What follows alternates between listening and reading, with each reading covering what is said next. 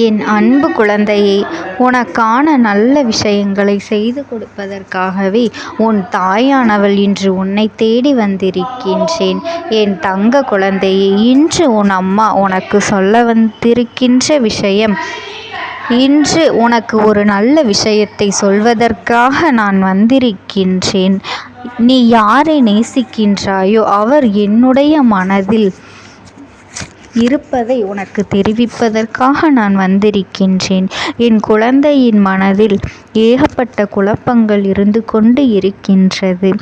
வாழ்க்கையில் பிரச்சனைகள் தொடர்ச்சியாக வந்து கொண்டிருக்கும் பொழுது நாம் யாரை நேசிக்கின்றோமோ அவர்களிடத்தில் சரியான பதில் கிடைக்காமல் இருப்பது என் குழந்தையின் மனதிற்குள் மிகப்பெரிய வேதனையை கொடுத்து கொண்டு இருக்கின்றது. உன் துணையின் மனதில் என்ன இருக்கின்றது என்பதனை நீ புரிந்து கொண்டாயானால் நிச்சயமாக உனக்கான தெளிவு இன்று உனக்கு கிடைத்துவிடும். என் தங்க குழந்தையே, நீ நல்லபடியாக நாளையும் நீ கடந்து விடுவாய் அல்லவா?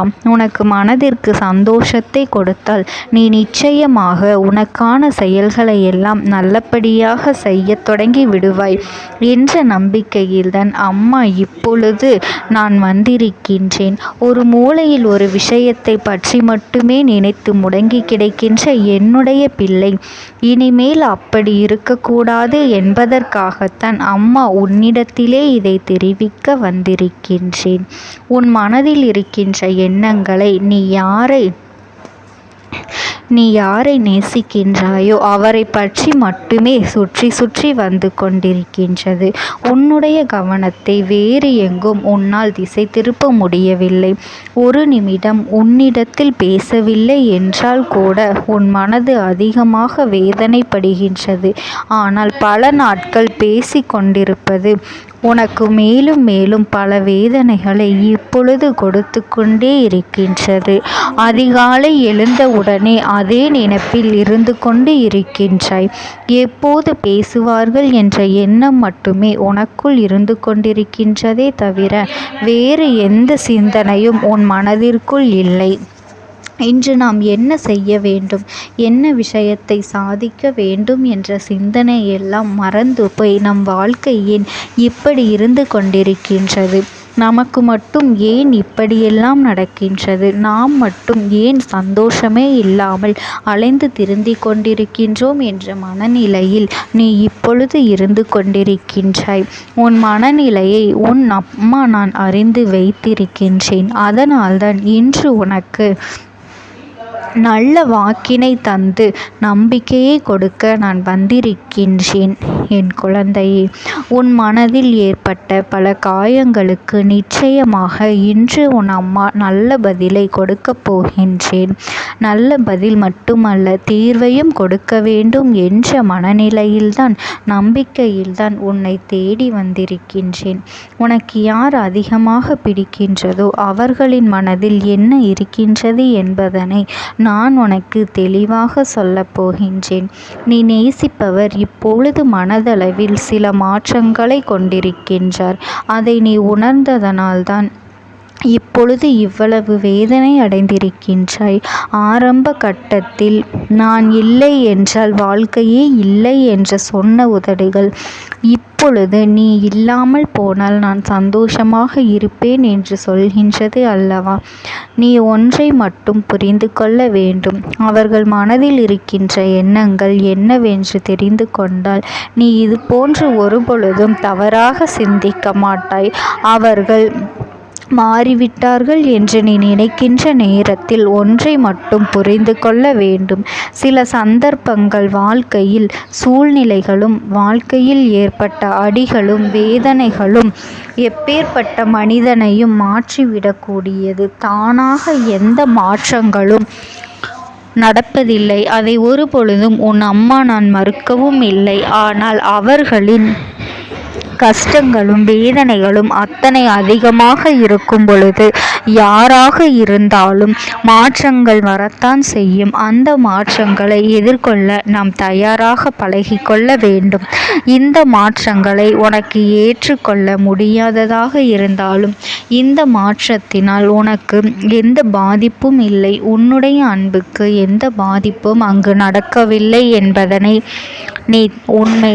அவர் மனதில் உன்மீது ஆரம்பத்தில் வைத்திருந்த அன்பு அப்படியேதான் இருக்கின்றது. இடையில் ஏற்பட்ட சில கஷ்டமான சூழ்நிலையின் காரணமாகத்தான் சில மாற்றங்கள் செய்ய வேண்டி இருந்திருக்கின்றது. என் தங்கமே, ஆரம்பத்தில் நீங்கள் பேசிய பேச்சுக்கள் அதிகமாக இல்லை.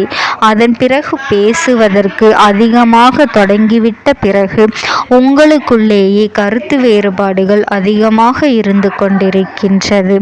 இது போன்ற கருத்து வேறுபாடுகள் ஏற்படும் போது இது நமக்கு உகந்த வாழ்க்கைதானா என்று கூட நீ சிந்திக்கின்றாய்.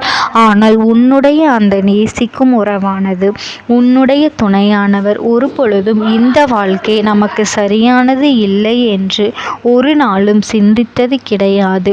வார்த்தைகளை கோபத்தில் அதிகமாக விட்டாலும் எந்த ஒரு சூழ்நிலையிலும் நீ எனக்கு வேண்டாம் என்றோ இந்த வாழ்க்கை நமக்கு சரிப்பட்டு வராது என்றோ ஒரு நாளும் நினைத்ததே கிடையாது. நீ கூட அவசரத்தில் ஏன்தான் இந்த வாழ்க்கையை தேர்ந்தெடுத்தோமோ, எதற்காக இந்த வாழ்க்கை எனக்கு இத்தனை கஷ்டத்தை கொடுத்து விட்டதோ என்று நான் எடுத்த தவறான முடிவினால்தான் இப்பொழுது இதையெல்லாம் நீ அனுபவித்து கொண்டிருக்கின்றேனோ என்றெல்லாமோ நீ நினைக்கின்றாய். ஆனால் உன்னுடைய துணை ஒரு பொழுதும் அப்படி நினைத்தது கிடையாது. என்னுடைய உறவுகள், உன் உணர்வுகளுக்கு நான் நிச்சயமாக மதிப்பு கொடுக்கின்றேன். அவர் என்னுடைய எண்ணங்கள் என்ன தெரியுமா? நான் எத்தனையோ கஷ்டப்பட்டு இந்த வாழ்க்கையில் முன்னேற நினைக்கின்றேன்.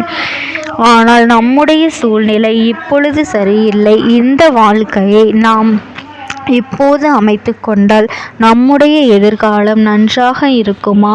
நம்மை நம்பி வந்தவர்கள் நாம் சந்தோஷமாக பார்த்து கொள்ள முடியுமா என்ற அச்சத்தில்தான் இப்போது உன்னை விட்டு சிறிது தூரம் விலகி நின்று கொண்டிருக்கின்றார்கள். உன் மீது அதிக அன்பு கொண்டதினால்தான் இந்த பிரிவு ஏற்பட்டு இருக்கின்றது என்பதனை நீ புரிந்து கொள்ள வேண்டும். உன் அம்மா சொல்வது யார்? உன் மீது உண்மையான அன்பு வைத்தது யார்? சந்தர்ப்ப சூழ்நிலையினால் உன்னை விட்டு பிரிந்திருக்கின்றார்களே, அவர்களுக்கு மட்டுமே பொருந்தும் என்பதையும் நீ தெரிந்து கொள்ள வேண்டும்.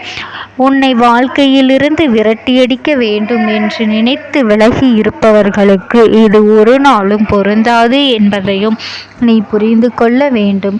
உனக்கு வாழ்க்கை கொடுப்பேன் என்று அவர்கள் ஒரு வாக்குறுதியை கொடுத்திருக்கின்றார்கள் அல்லவா? அதை காப்பாற்ற முடியாத சூழ்நிலை ஏற்பட்டு விடுமோ? வாழ்க்கை நமக்கு மேலும் மேலும் கஷ்டத்தை கொடுக்கின்றது என்ற பயத்தினால் நீ ஒவ்வொரு நாளையும் கடந்து கொண்டு இருக்கின்றாய். என் அன்பு குழந்தையே, நீ எதற்காகவும் கவலைப்பட்டு கொண்டிருக்காதே. இந்த தாயானவளினுடைய அன்பும் ஆசீர்வாதங்களும் உனக்கு என்றென்றைக்குமே முழுமையாக கிடைத்து கொண்டே இருக்கும். ஓம் சக்தி. ஓம் ஆதிபரா சக்தி.